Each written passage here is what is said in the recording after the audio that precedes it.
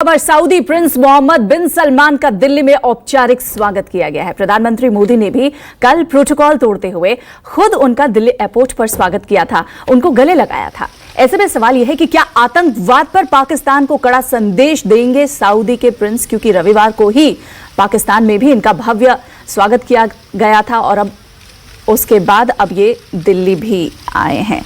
शीलकांत शर्मा जी, आपको क्या लगता है, पाकिस्तान दौरे के बाद भारत जब ये आए हैं, क्या लगता है कि किसी भी तरीके की आतंकवाद पर दोनों देशों में, भारत और सऊदी में सहमति बनेगी पाकिस्तान को लेकर खास तौर से?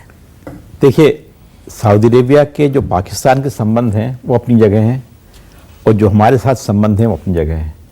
सऊदी अरेबिया जब भारत से संबंध बनाता है, और ये आज की बात नहीं है, उसके पहले 3-4 साल पहले उनके किंग भी आए थे, और भारत का सऊदी अरेबिया से संबंध जो है उसका परिचायक हमारे ट्रेड फिगर्स हैं जो बताया गया आज पहले कि $28 बिलियन हमारा इकोनॉमिक रिलेशनशिप है, 19% ऑयल हम उनसे खरीद रहे हैं और डिफेंस और सिक्योरिटी, इस बाजार को और भी बढ़ाने की बात हो रही है। तो भारत की जो इकोनॉमी है सऊदी अरेबिया उससे डील करता है। दूसरा, आप सऊदी अरेबिया और भारत दोनों जो वेस्टर्न वर्ल्ड है उनके साथ भी बहुत जुड़े हुए हैं। भारत का रशिया के साथ, चाइना के साथ भी बहुत अच्छा संबंध है। तो भारत की जो स्थिति है दुनिया में इस समय वो एक्सेप्टेबल है। सब जगह लोग भारत आप जाते हैं तो किसी को भारत शिकायत नहीं है। तो सऊदी अरेबिया भी भारत के साथ जब आ रहा है तो ये संबंध है। अच्छा, हम लोगों का सऊदी अरब के साथ पुश्तैनी संबंध है, मतलब आज की बात नहीं है, जब सैकड़ों सालों से संबंध है, तो वो जो संबंध है उसको ही पुख्ता कर रहे हैं इस तरह से हम जी। और प्राइम मिनिस्टर मोदी उनसे मिले हैं और जिस तरह से उनका स्वागत किया गया है, तो हम अपने बायलैटरल रिलेशन को बढ़ाना चाहते हैं। बिल्कुल, इसमें बीच में पाकिस्तान को घसीटना वही हुआ जैसे आपके यहाँ शादी हो रही है और आप एक गली के गुंडे को ले आओ साहब, उससे क्या मतलब? हमारे यहाँ तो हमारा अपना फंक्शन है। हमारा अपना फंक्शन क्या है? बायलैटरल रिलेशन का फंक्शन है। तो सऊदी अरेबिया के साथ हम क्या करना चाहते हैं, तेल के लिए क्या करेंगे, व्यापार के लिए क्या करेंगे, हमारे जो हजारों लोग वहां रह रहे हैं, कई मिलियन लोग रह रहे हैं, उनके हित की बात है। इस सब पाकिस्तान कहां से आया? तो इसलिए इस बात में हम लोगों को, अच्छा, पाकिस्तान का काम ही है, हाँ। जब भारत किसी के साथ संबंध बनाता, चाहे अमेरिका के साथ संबंध बनाता, तो जाके बीच में पड़ते हैं। जब भारत रूस के साथ संबंध बनाता तो रूस के पास पहुंच जाते हैं कि साहब हम भी हैं। तो उनका काम ही है। अच्छा, हमको इनको नजरअंदाज करना चाहिए और अपने हित की बात। लेकिन कर्नल सिंह, आपको क्या लगता है, अभी जिस तरीके से सिचुएशन दोनों तरफ है, भारत और पाकिस्तान के बीच, उसको लेकर क्या इस द्विपक्षीय वार्ता में कोई आतंकवाद को लेकर कोई चर्चा हो सकती है या कोई सहमति आपस में बन सकती है? सहमति बनना या ना बनना तो दूर की बात है, हाँ चर्चा हो सकती है।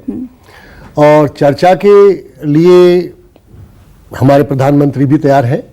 अगर पक्ष में होती है और तरीके से होती है तो स्वागत करेंगे, और अगर ढीली ढाली बात होती है तो हमें अपने निश्चय पर दृढ़ रहना चाहिए और जो हमने कार्रवाई करनी है हमें उसको करनी चाहिए।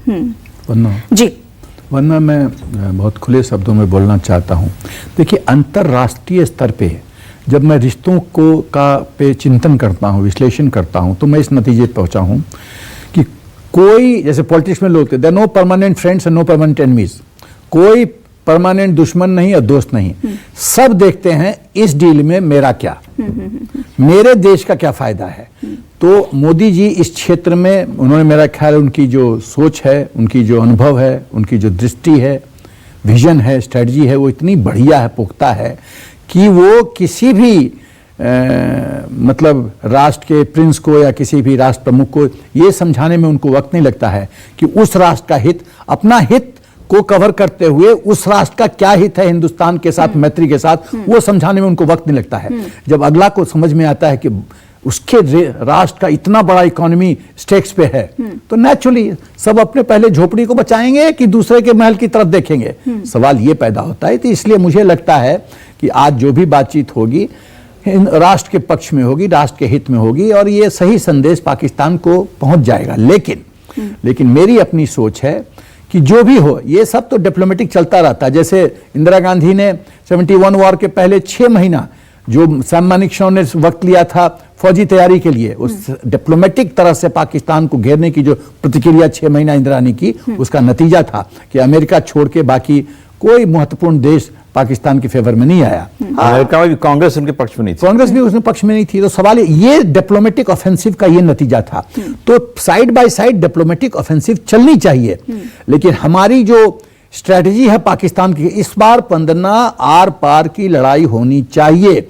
और लड़ाई के मैं कई स्वरूप देखता हूं, इंटरनेशनल लेवल पे, डिप्लोमेटिक लेवल पे, इकोनॉमिक लेवल पे। होनी चाहिए या होगी? होगी, वरना चाहिए नहीं। हाँ। हेतु मजबूत में मैं नहीं बात कर रहा हूं, होगी।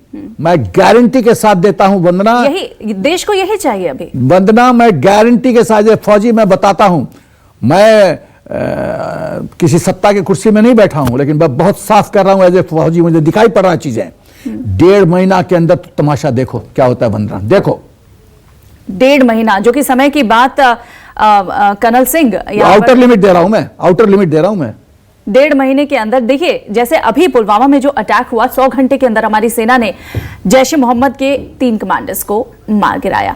अब इसी पर आगे भी हम चर्चा करेंगे। सऊदी अरब के क्राउन प्रिंस जब यहां पर आए हैं, किस तरीके की द्विपक्षीय बातचीत होती है, क्या आतंकवाद का मुद्दा उठता है, उस पर क्या बातें होती है, इस पर भी हमारी नजर बनी रहेगी। हमारे खास मेहमान हमारे साथ स्टूडियो में मौजूद है।